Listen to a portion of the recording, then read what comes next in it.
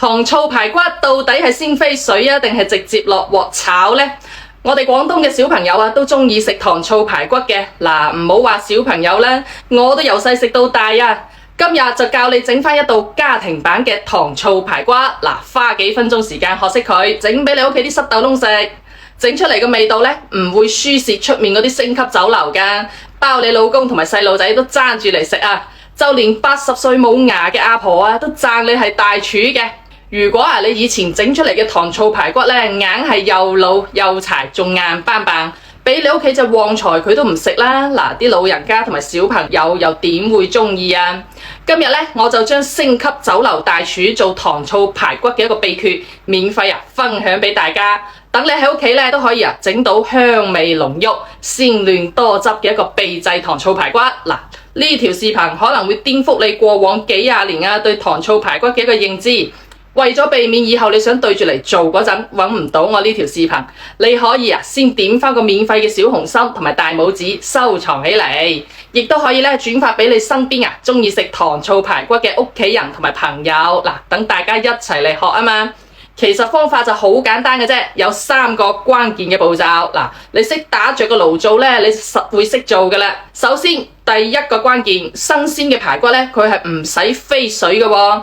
你將佢斬成一件件容易入口嘅一個大細，清水裏面呢，擺1殼鹽、1殼生粉同埋啲排骨一齊浸佢20分鐘。嗱，淡鹽水呢，可以快速咁滲透入排骨裏面，洗出多餘嘅血水，然後生粉呢，就可以吸附排骨裏面嗰啲微細嘅污糟邋遢嘢同埋異味嘅，令啲排骨食起嚟更加之嫩口嘅。輕輕咁搓洗乾淨啲排骨。嗱，第2個關鍵嚟啦，呢個係糖醋排骨好食嘅關鍵嚟嘅。洗好咗嘅排骨濾乾啲水分，一陣落鑊炒嗰陣呢，就唔會啲油彈到你阿媽都唔認得啦。熱鑊熱油，落排骨煎到佢白面金黃焦香之後呢，加入薑蔥八角香葉，再放一包我哋呢個星級酒樓都喺度用緊嘅秘製糖醋汁。呢個酸甜比例真係好緊要㗎。自己調，怕太甜或者又怕太酸嘅，咁我哋呢個比例呢，就啱好啦。1斤排骨就配1包呢個糖醋汁啱好㗎啦，其他乜嘢配料都唔使再俾啦。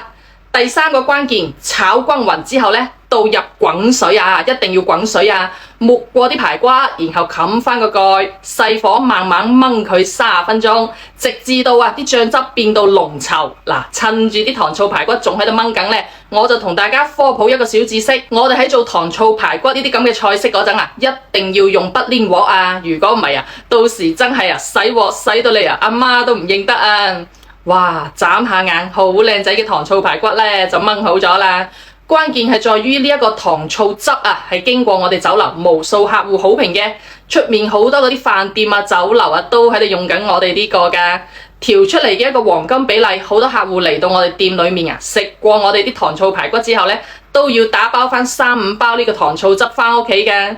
哪怕你從來都冇入過廚房自己喺屋企簡簡單單就可以做得到色香味俱全，好食到停唔到嘴嘅一個秘製糖醋排骨。